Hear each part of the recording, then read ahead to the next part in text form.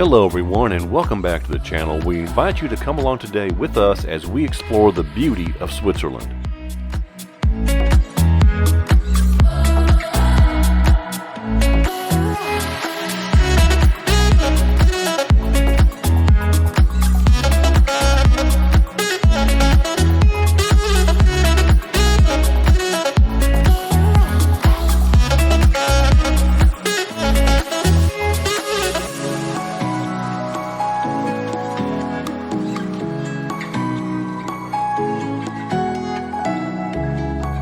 As our flight from the United States landed here, we will begin our adventures in the beautiful city of Geneva. Something you need to know on the front end, Switzerland ranks as one of the most expensive countries to visit in Europe and the world, largely due to high costs for accommodations, food, and transportation.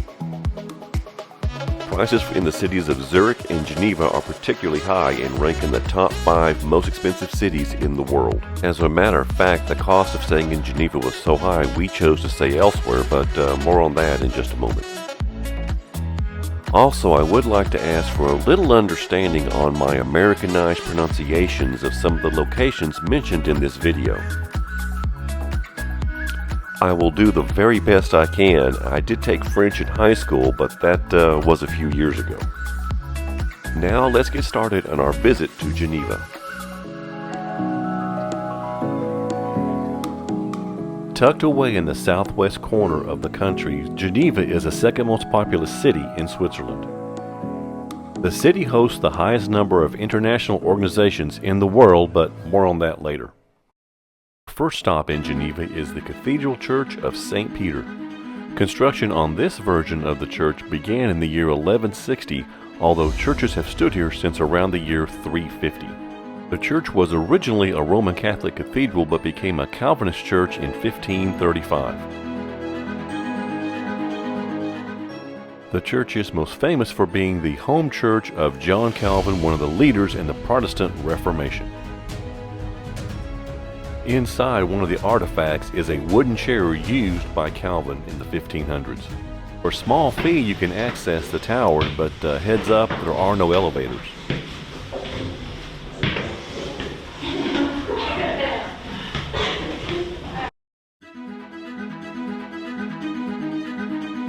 Several of the church bells in the towers date back to the 1400s.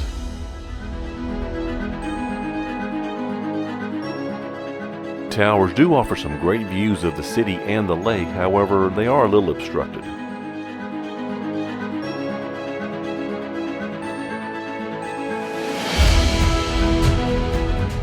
One thing you'll find in the towers that seems a little out of place is this no longer functioning toilet. However, the window would have provided some great views though. Located fairly close by on the campus of the University of Geneva is the Reformation Wall. One of the reasons this site was chosen for this tribute is the university was founded by John Calvin. Opened in 1909, the Reformation Wall stretches for 100 meters, depicting numerous Protestant figures from across Europe.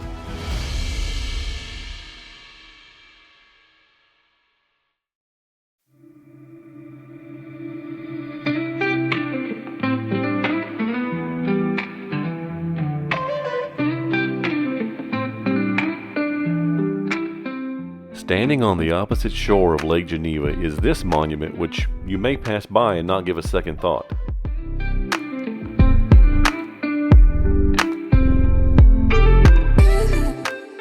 However, the Brunswick Monument, as it is known, has a very unique history. The monument was built to honor Charles II, the Duke of Brunswick. Upon his death in 1873, he bequeathed his fortune to the city of Geneva in exchange for a monument to be built in his name. The Duke's estate amounted to 24 million Swiss francs, of which 2 million were spent building this monument. The remaining funds from his estate were spent on various projects around the city. One of those projects was the construction of the Grand Theatre of Geneva. The Duke of Brunswick had a rather interesting life that I won't go into in this video, however I will leave a link to his Wikipedia page below.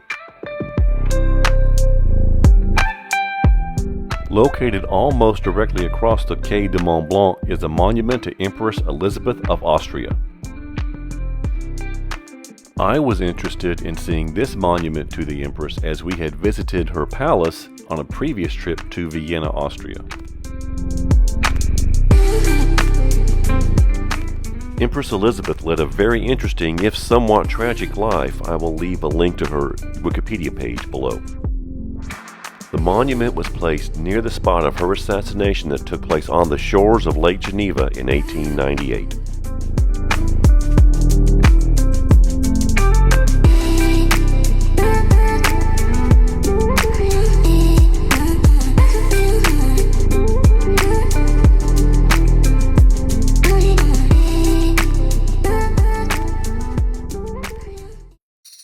However, the most famous landmark in Geneva is the Jet d'eau, or water jet, located in the harbor.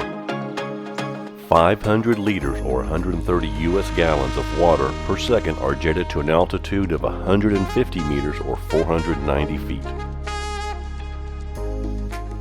Visitors can reach the base of the water jet by walking out on the stone jetty. However, you do risk getting drenched in the process.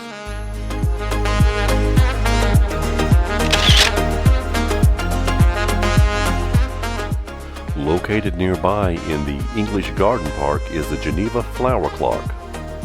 Flowers used to make up the clock are changed with the seasons. Just a few feet away from the flower clock is the National Monument. Inaugurated in 1869, this monument symbolizes the entry of Geneva into the Swiss Confederation in September of 1814. I mentioned earlier that Geneva hosts the highest number of international organizations in the world. Those are centered around this, the Palace of Nations. Palace of Nations serves as the headquarters for the UN in Geneva. Today, Geneva houses around 40 international organizations, 180 permanent missions, and more than 400 non-government organizations or NGOs. As we prepare to leave Geneva, I thought I should mention to you that Switzerland does not have one official language but 4. This map shows how the 4 languages are dispersed around the country. Areas in green are French, the area in gold is German, the area in purple is Italian, and the other bluish purple color is Romansh.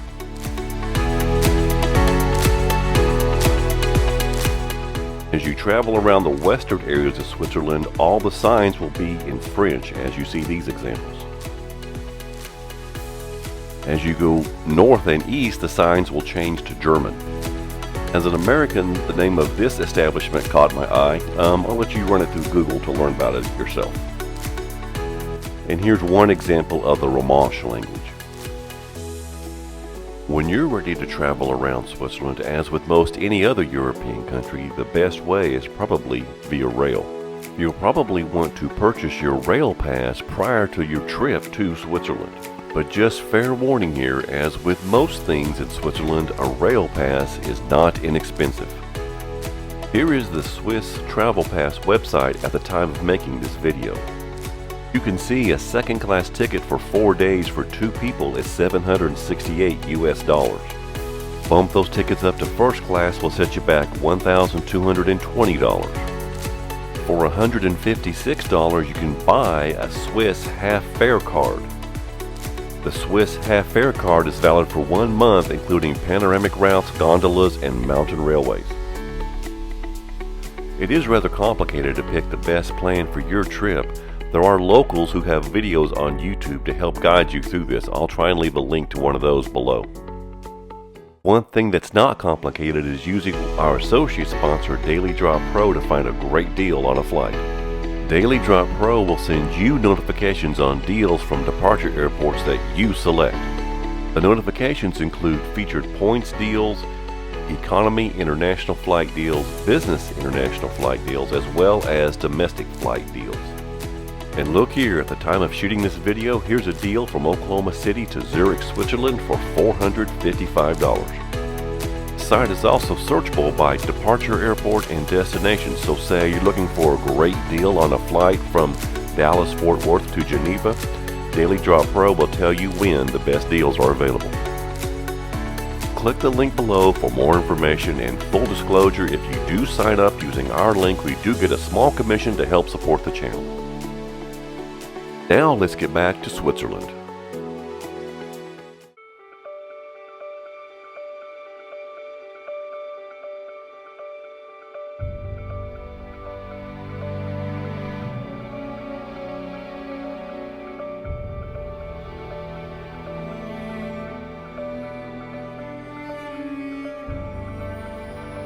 Using our rather pricey rail passes, we headed from Geneva to Lausanne. The train ride from Geneva to Lausanne is about 1 hour. The most famous building in Lausanne is, of course, the Cathedral of Notre Dame of Lausanne. The cathedral was more or less completed in the year 1275 and began as a Roman Catholic church. And as in nearby Geneva, during the Protestant Reformation, the church was turned over to a Protestant denomination. As I mentioned earlier, the cost of staying in Switzerland is quite expensive. We found much less expensive accommodations across the lake in Evian-Les-Bains, France. And of course, to get across Lake Geneva, you get to go on a ferry ride. The ferry ride across from Lausanne to Evian-Les-Bains is about 35 minutes. During our stay in the area, the weather was great every day and made the ride very enjoyable.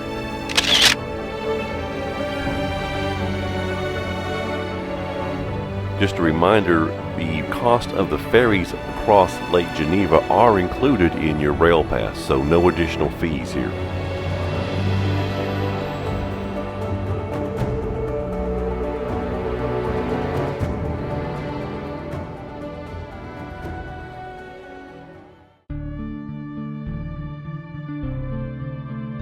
And if you're looking for a recommendation for the first half of our trip, we stayed at the Hilton Evian-Les-Bains. The ferry dock is about 1 block away from the Hilton, which makes it very convenient for getting around the area. Evian-Les-Bains is a beautiful little town right on the edge of Lake Geneva. And yes, before you ask, this is the place where the world-famous Evian water comes from. This peaceful little town is surrounded by great mountain views and has several thermal spas for your enjoyment.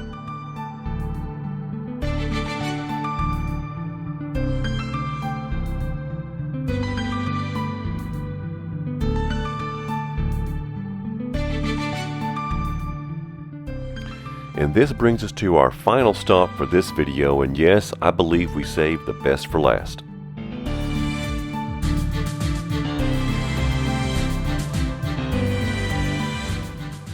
To get from Evian-Les-Bains to Montreux, we used our rail pass to take the ferry back across to Lausanne, and then of course took the train to Montreux.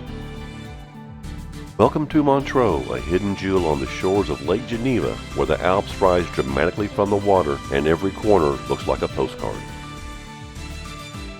Sitting atop a hill overlooking the city and the lake is the Coup Palace Hotel. During World War II, the hotel briefly housed American and British airmen who had managed to escape Italian prisoner of war camps.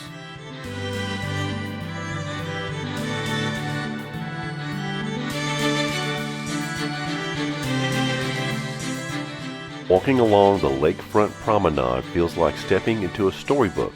Sculptures, flower gardens, and vineyards stretch along the water's edge. Trust me, these pictures do not do the scenery justice.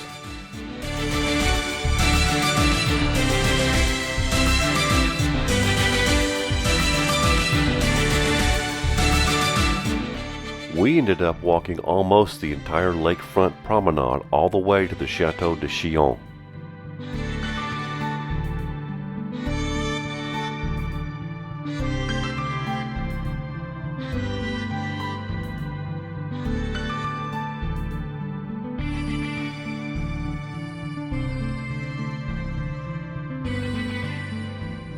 And here is your first view of Chateau Chillon with the Alps in the background.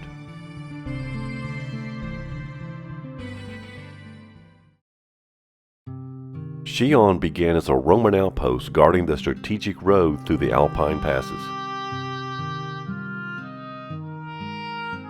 The first written record of a castle here is from the year 1005.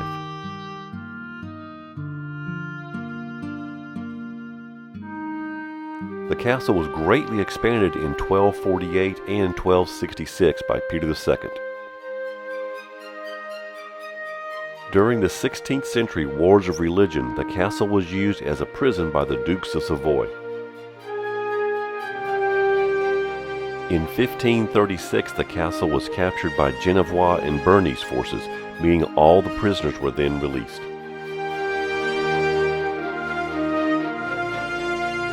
Today, Chillon is one of the most visited castles in all of Europe.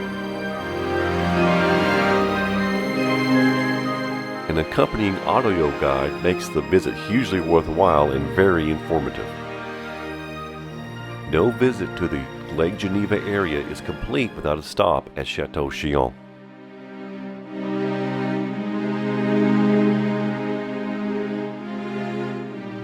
If you're planning a trip to Switzerland and have any questions, please drop them in the comments below. I'll be glad to offer you any help I can. Also, if you've visited Chateau Chillon, what did you think? Leave that in the comments below too.